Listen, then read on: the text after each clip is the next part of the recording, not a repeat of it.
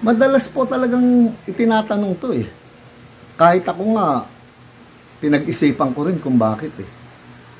Bakit kapag sinabing Nissan, sigurado siyang malamig? Mga ka-vloggers, welcome po sa akin channel. Sana'y magustuhan po ninyo ang video na ito. Paki-like, share, and subscribe na lang po mga ka-vloggers. Eto na naman po ang aking pinakabagong vlog. Hello mga ka-vloggers! Welcome po sa aking channel, ang Ferdy's Vlog. Mga ka-vloggers, gaya nung nakasulat sa ating thumbnail at yung pasimulang sinabi ko nga po dito sa ating vlog, talagang maraming beses nang itinanong at kahit ako mismo nagtataka rin, siyempre gumagawa ka ng mga sasakyan, bakit nga ba kapag Nissan na yung ginawa mo, siguradong malamig? Yung pagka ginanon mo yung kamay mo do sa louver, tagos hanggang sa buto, sabi nga, nanunuot, malamig na malamig. Bakit nga ba, no? Kasi ganito mga ka-vloggers eh, kahit ako mismo gumagawa kami ng mga sasakyan, no? Matagal ko rin pinag-aralan, bakit kapag nga Nissan ang ginagawa mo o ang ginawa mo, malamig talaga pag natapos yung trabaho? Sobrang lamig. Talagang makakapagtaka. Pero pinag-isipan ko din at pinag-aralan. Siyempre, believe ako number one sa mga manufacturer, sa mga engineer ninyo, talagang magagaling. Nadali ninyo. Mula doon sa nagsimula yung sobrang ganda ng aircon para sa akin sa pagkakaalam ko. Yung mga Nissan LEC, yung Nissan LEC, year 91 yata, basta 90s. Kasi ilang ulit din akong nagkaroon ng ganyang sasakyan na Nissan LEC, mga 91, 93 models, gano'n. Yung mga kulay Ferrari red, gaganda, doon ako, mahilig ako sa pula mga ka-vloggers, So ngayon, nagtataka rin ako, bakit ang ganda talaga ng lamig ng Nissan? So, kung iisipin ninyo mga ka-vloggers, ano ba ang naiba sa disenyo nila?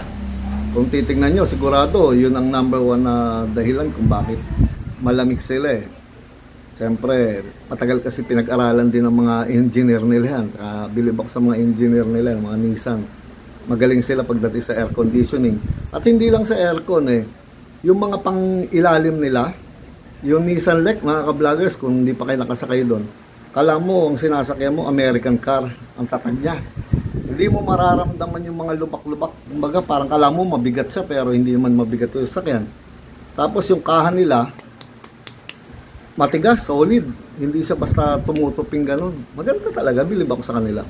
Pero kung sa lamig na pinag-uusapan natin, mga ka-vloggers, unang-unang nakita ko sa disenyo nila, yung mga condenser nila, mahahaba. Wala pang laminated nun puro serpentine pa nun. Tsaka, hindi sa ganun kalapad dun sa iba. Kumbaga medyo, kung yung iba 1 inch siguro, sila mga parang mga 3/4 lang, parang ganun obserbasyon ko, Tapos ang height nila siguro mga 12 inches lang, ganun, pero napakahaba. Kumbaga malapad siya mga ka-vloggers, malapad yung disenyo, kinuha yung buong area talaga, malapad. Tapos ang isa pa mga ka-vloggers, tingnan ninyo, yung mga auxiliary fan nila, doon ako bilib sa design nila. Kasi siguro kayo man nakita na ninyo yung aux fan ng ibang mga sasakyan, na yung isa nandito sa may radiator, dahil hindi nila pwedeng lagyan ng isa pa doon sa tabi niya, doon sa loob sa loob ng engine bay yun. Hindi pwedeng lagyan ng katabi kasi matutunaw yung auxiliary fan nyo dahil nandun lagi ang mga exhaust. Mga exhaust pipe niya, galing sa makina. Masyado mainit, dikit na dikit. So, ang nangyayari, nakahiwalay ng konti yung sa radiator na malaking fan blade. Tapos doon sa kabila nun, sa harapan doon sa bandang grill, harapan sa may bumper, ando naman yung isang fan. Hindi nila pwedeng ilagay dito sa kabila kasi matutunaw siya. Masyadong dikit yung exhaust. So ngayon, yun namang sa Nissan, andun din eh. Pero parang hindi sa ganun ka dikit na dalawang aux pan na malalaki. Yan, tingnan po ninyo, yan o. Dalawang auxiliary pan, mga ka-vloggers, yan. Pagmasal ninyo, dalawang auxiliary pan na malalaki, magkatabi. Isa pa na ano ko dyan, mga ka-vloggers, kung bakit malamig sila, yung evaporator nila, bilib ako sa evaporator nila eh. Yung alam nyo na evaporator ng Nissan Leaf, di ba? Marang yung mga tubo niya nakaganyan, no? Oh. Tapos, malaki siya na medyo payat. Yan, ganyan. Hindi katulad doon sa mga iba, maliliit na punggok, tapos ang tataba nila. Ganon, yun ang isang napon ako. Na mabilis, ang design nyo nun eh, binubugahan ng hangin yung evaporator, papunta po doon sa gitna. Tapos separate na yung hangin sa luber, no? Mapayat lang siya na siguro, mabilis dumaan. Mga serpentine lang yun, ha? Hindi siya laminated. Mabilis dumaan yung hangin, hindi natatrap dito sa housing, kaya labas kaagad yung lamig. Isa pa siguro yun sa nakikita ko na ganda nila kung bakit. Basta sinabing Nissan, sigurado siya malamig, mga ka-vloggers eh.